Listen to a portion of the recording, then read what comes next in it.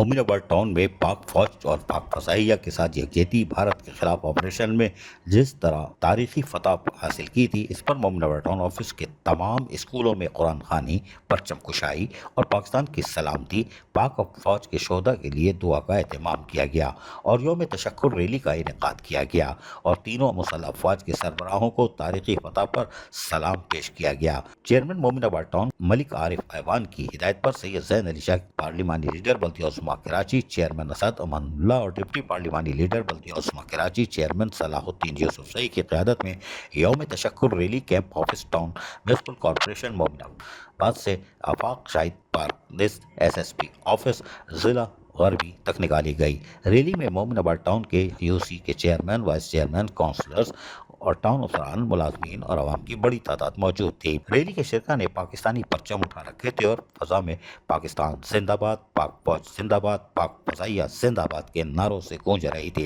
इस मौके पर सैयद ज़ैन अली शाह ने कहा कि रैली का मकसद ऑपरेशन की कामयाबी पर अल्लाह ताला के शुक्र अदा करना है और कौम को इस तारीखी कामयाबी पर मुबारकबाद देना था। रैली के शुरा ने जिस तरह हाथों में कौमी परचम और पाक फौज के हक में बैनर उठा रखे हैं, ये पाक फौज और वतन अजीज से मोहब्बत का एक तस्वीर है और जिंदा मिसाल है। असद अमानुल्लाह ने कहा कि पाक फौज की इस तारीखी कारनामे को तारीख में सुनहरी हरफों में लिखा जाएगा। पाक फौज ने जिस तरह दुश्मन को जवाब दिया, इसकी सलाहियतों को दुनिया में देखा गया।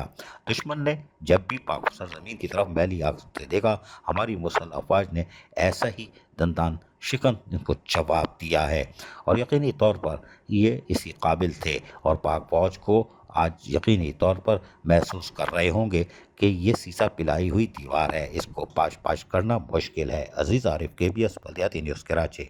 ऐसी ही खूबसूरत वीडियोस फ्यूचर में हासिल करने के लिए रेड बटन पर क्लिक करके और बेल आइकॉन को प्रेस करके हम सबके सब्सक्राइबर बनना मत भूलिए।